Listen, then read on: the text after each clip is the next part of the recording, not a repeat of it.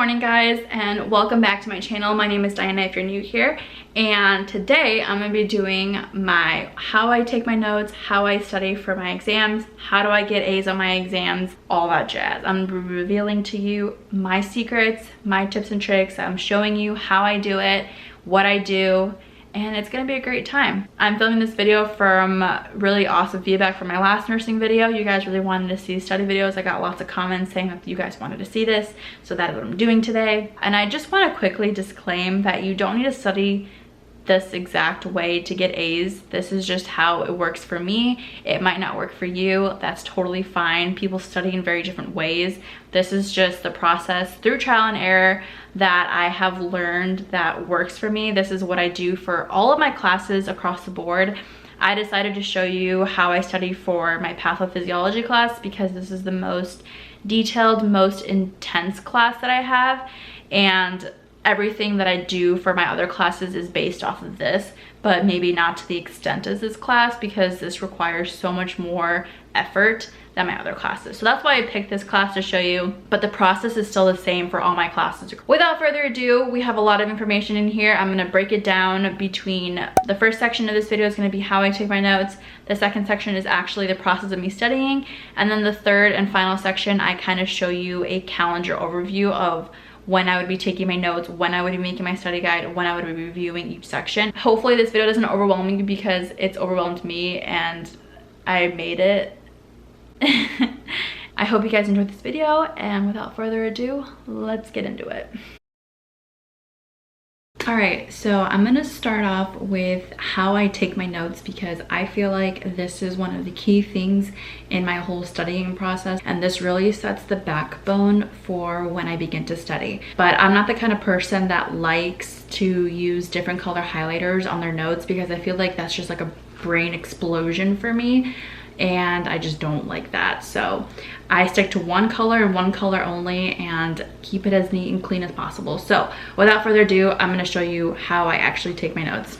Okay, so this is an overview of the notes that I had already taken for one of my sections of pathophysiology, and it's over the coronary heart diseases and acute coronary syndromes. And this is just what we're looking like after I take my notes. And then here's the start of a different section. So I'm going to kind of go over briefly how I took these notes and the process I go through it.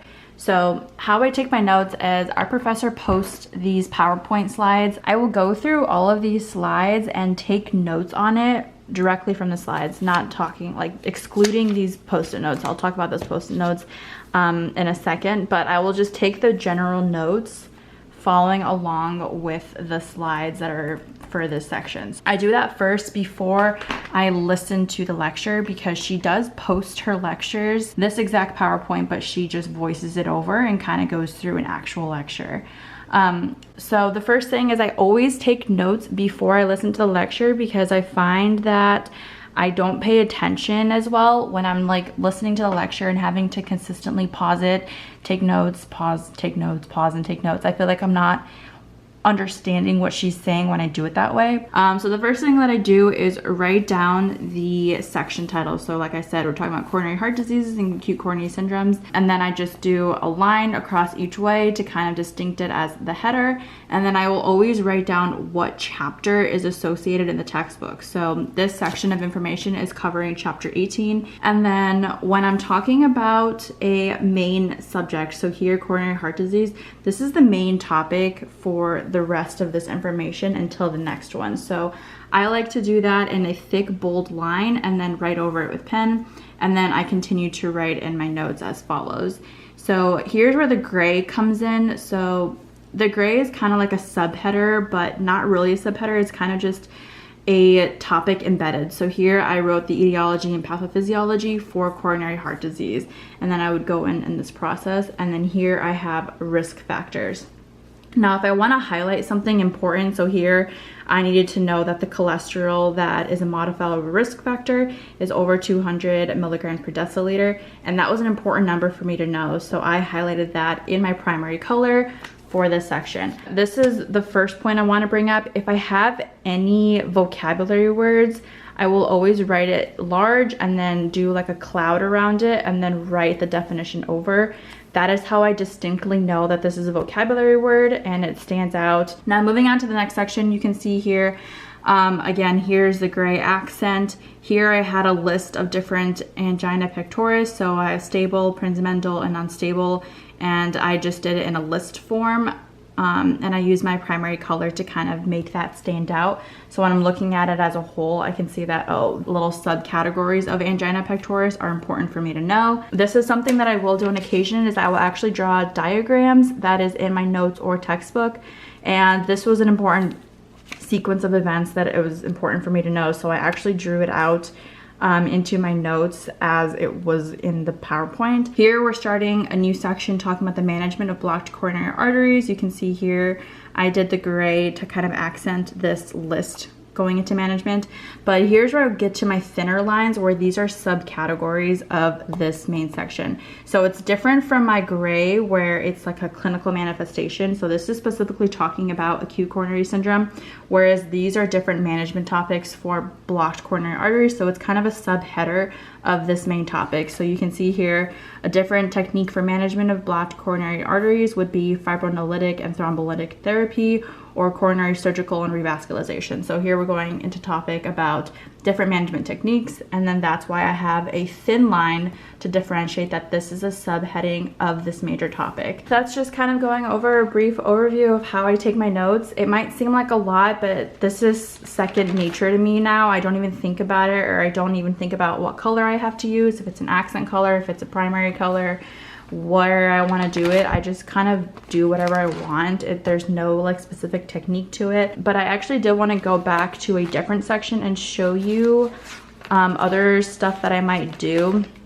So this section here was talking about the different electrolyte imbalances, and I actually made a chart in a Word document and then printed it out. This is an example of when I would make a chart, because it really condenses all the different electrolyte imbalances for each electrolyte, and it kind of summarizes it into one big chart, and it's easier for me to digest. So when I finish taking all of my notes on just the PowerPoint slides, then I will move on to actually listening to the lecture, and I'll show you how I go through that. So this is a lecture associated with this section that I'm showing you, but that is where these sticky notes and kind of notes in the margin come into play.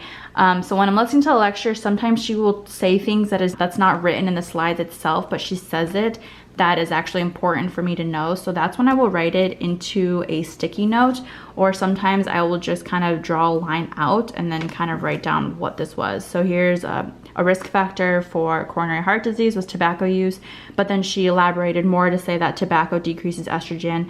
So I just kind of like took the main points and wrote that off to the side, put a cloud over it in my accent color just so I knew that that was important. So that is where I kind of write in the margin, and then I will write on post-it notes. So that is why you see different post-it notes on these pages, and that's just because she said something in her lecture that wasn't written in the PowerPoint, but it was important for me to know, so I write it down. If I don't need to use a whole post-it note, I won't. I'll just kind of write it in the margins or wherever it fits, but if it's something that requires more writing, then I will write it into a post-it. This is how I take my notes. It's how I've been taking my notes all semester. It's what's working for me, and I really enjoy it. Here I actually did another chart for the metabolic acidosis alkalosis, respiratory acidosis alkalosis.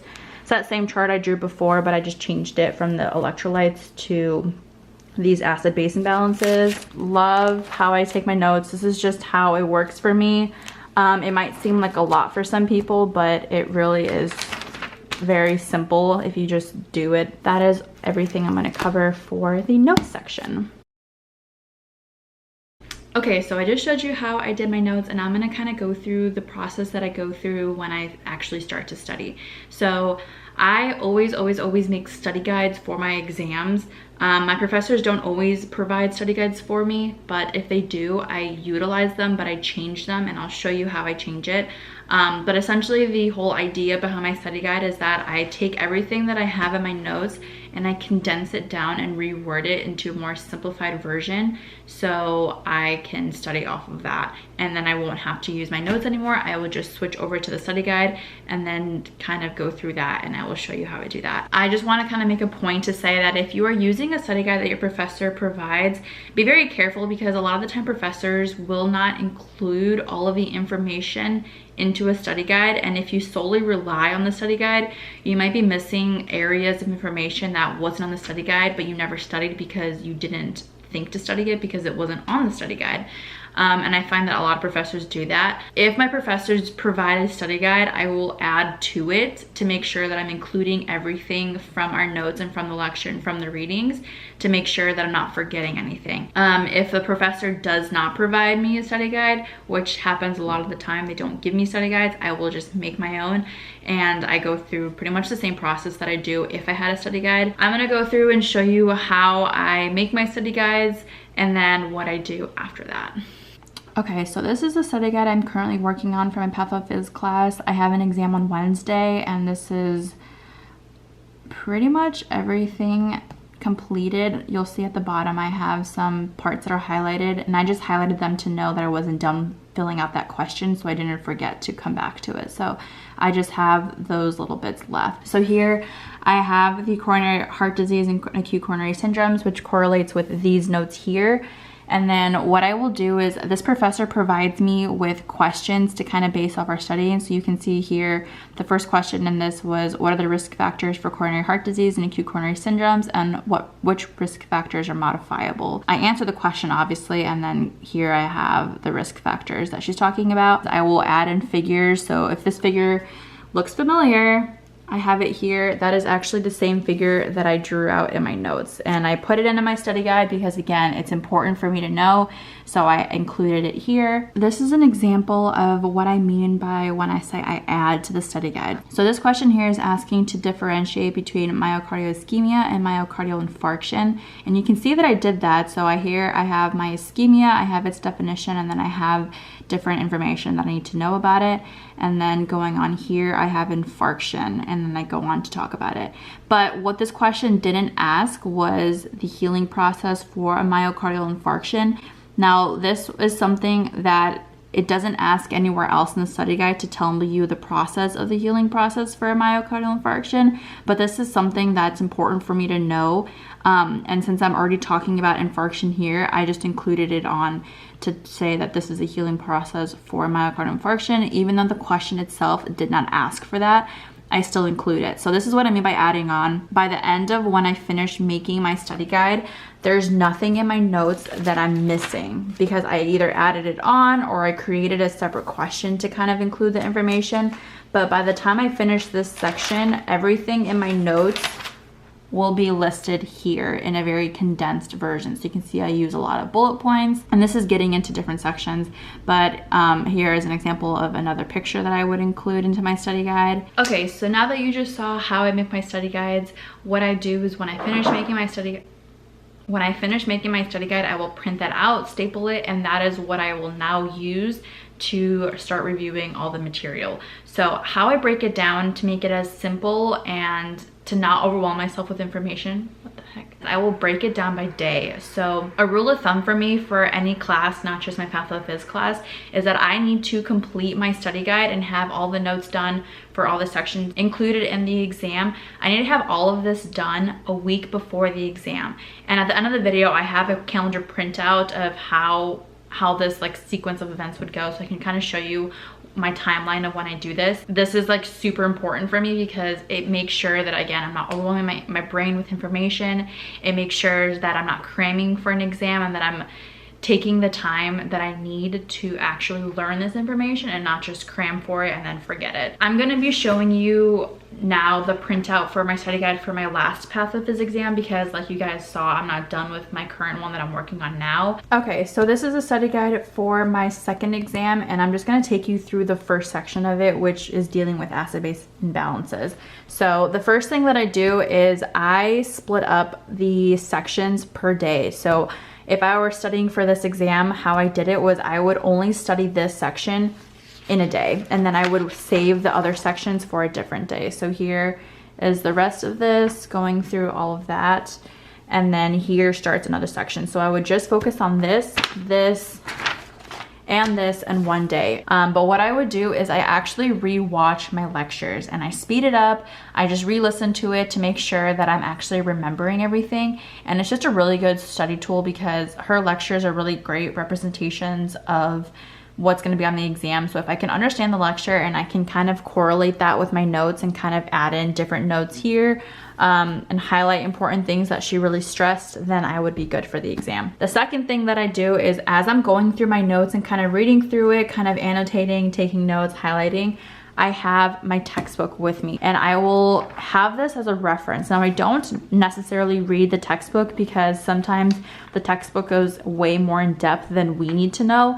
So what I will do is if I don't understand a certain section, I will find it in the textbook and read it, because sometimes all that extra detail is the detail that I need to understand what I'm learning. So for example, let's go to this section about respiratory alkalosis. So let's say I was having issues with respiratory alkalosis. It wasn't making sense. I couldn't differentiate it from, metabolic alkalosis or respiratory acidosis. So then I would find it in my textbook. So here is the section concerning respiratory alkalosis, and I would just read this section and it would help me understand this section. That is how I use my textbook. I use it as a supplemental aid to my learning. I don't read it word for word. I used to do that for the first exam and I realized that that wasn't necessary. So this is the method that I do now. I just utilize it when I need it and I have it here. Going through my study guide actually takes me a couple of hours because I really do take my time to just take a second and really learn it and understand it and make sure that it's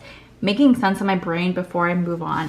So that is why I like to split up my different sections per day, because I do take my time with this and go through it slowly so that I make sure that I'm retaining the information and not just memorizing and then it's gone. At this point in my studying, I have a really good idea of what I'm learning. It just comes down to really making sure I understand and can comprehend it and apply this information. Another thing that I like to do, if it's pure memorization that I need to do, I will utilize my whiteboard and I will just use this to start rewriting things over and over again, because again, I'm a very repetitive person and sometimes I just need to write it down like 100 times and then I memorize it. And if something still is not sticking, this is what I will do. Let's say again, I'm not understanding respiratory alkalosis.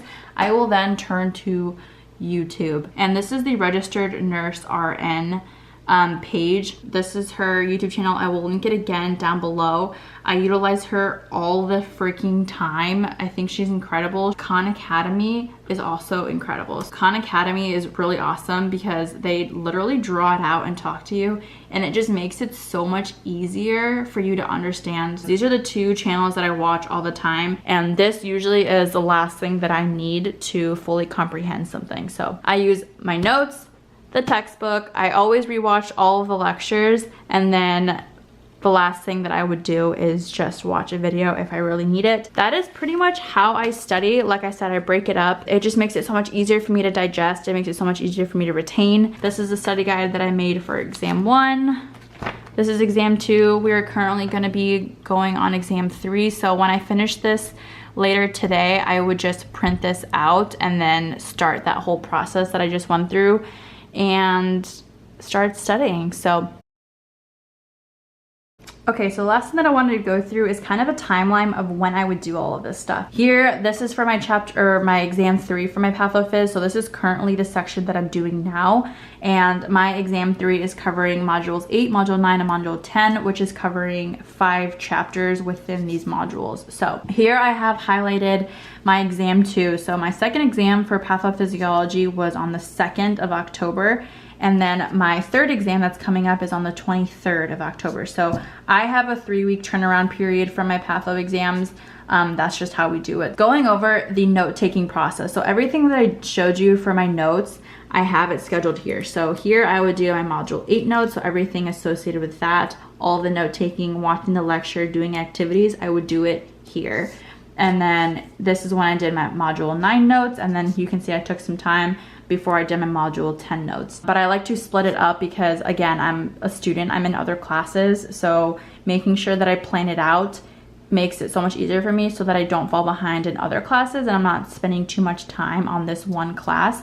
and then falling behind and everything else. Since my exam is on the 23rd, I knew that I had to get my study guide done by, again, a week before the exam, which would be the 16th. Kind of going on to the studying process. So once I finished the study guide, I would print it out and then I would begin my review process that I just went over. So here I have it scheduled to do the Module 8 review on a Friday. So that is when I would rewatch the lectures, go through the textbook, watch any videos, and I would do all of that for this one section on one day, and then I would do the next section the next day, and then the final section the last day. That's what I mean by breaking it up. I don't do it all in one day. I could, it doesn't take very long to do it, so I definitely could do multiple sections in one day. But like I said, I have other classes. I don't want to spend all my time doing one class in one day. And honestly, it's so much information that if I did everything in one day, it would just make my brain explode. So that is why I like to split it up. And then here you can see I actually have a review session, and we have online review sessions for our exam where she just gets on a Zoom call. We all get on and she has like different PowerPoint slides and we review different case studies for the exam. This review session is scheduled to be on the 20th at 6 p.m. So I will get all my review sessions done, all my review for my modules done before this review session. And normally it's on a Monday, but she actually pushed it to a Sunday. So I'm honestly at this point, after I finish reviewing all 3 modules, at this point in time, I have pretty much everything known. I'm ready to go. I could take the test if I wanted to, but I like to have some time in between when I finish everything and when my exam is, to kind of just give me some time to just, you know, put the cherry on top on the information. So here I would utilize my Monday, Tuesday, and then the morning of the exam to just study over everything. Yes, so then I would study that Monday, that Tuesday, and that Wednesday, the morning of the exam. And here there's no rhyme or reason to what I study. It's just kind of whatever is, you know, not making sense. If, you know, if the HIV section of that exam was something that I really needed to look over, then I would use these days to make sure that I solidify my understanding of that and that I'm ready to go by the exam on the 23rd. This is just a kind of a breakdown of how I would do it. Again, I don't print this out for every class, every exam. This is very neatly written into my planner, and that is why I think planning is so important. And when I decide to do these modules is really up to me. I could have done all 3 modules back to back on 3 different days. I could have done 2 in one day, or I could have done 3 in one day. It didn't really matter when I did the notes for it. I just had to have it done before a week in advance so I can get my study guide done. And then again, I could have done my review session the 17th, 18th, and 19th, and then have this just for my review session. I have a lot of flexibility with this. This is just how I did it for this exam specifically. It doesn't always look like this. It's just really how I want to do it, how it matches up with my other classes. But this is really just a breakdown of how I study, when I'm doing all these events. And this truly is key. Just plan ahead and you'll do great. Okay, so that is everything that I had to show you for how I take my notes, how I study. Again, I understand, I truly believe that as an outsider looking in, it probably looks like a whole lot of stuff and you're like, what the heck, Diana, like, how do you have time for that? But again, I truly want to emphasize, this does not take me as long as it looks like it would take me. Taking my notes for one section honestly would take me like 3 to 4 hours, and that's just a small chunk of my day. I still have time to do other homework or other notes for other classes. It really just depends on the day. Like I said, that's why I like to plan everything out in ahead. Sundays are my planning days. I just look at everything that I have to do for every single class.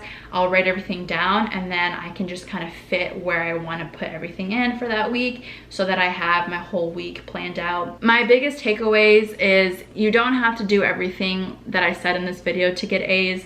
Some people don't need to study this hard to get A's in their classes. I'm just the kind of person that I need that repetition. I need to be doing it over and over again for it to stick in my brain. And I don't even mean it in the fact that, you know it enough to take the exam and then a week later or a couple days later, it's just gone. Because for nursing, that's not how it works. This information keeps coming back to bite you in the butt. And when the time comes to take the NCLEX, like, this is all information that I'm gonna need to know, and I can't just learn it and forget it. I have to learn it and retain it and be able to apply it. And the really awful thing about my Patho Phys class, and honestly all of my classes, is the information is very cumulative. Everything builds off of each other. So if I'm not understanding something now, my next chapter or my next section of, you know, modules for the next exam could very well have information from exam 1 and exam 2. And if I didn't learn it then I'm screwed for my 3rd exam. So it just makes more sense to take the time and really do my best effort to learn it now so that I'm not struggling later. So that is everything that I had to show you. If you have any more specific questions about how I take my notes, how I study, let me know down below. But I actually have to study because my patho exam is coming up next week, so I need to get going. Thank you so much for watching this video. Please be sure to subscribe if you're new here, and I will see you next time.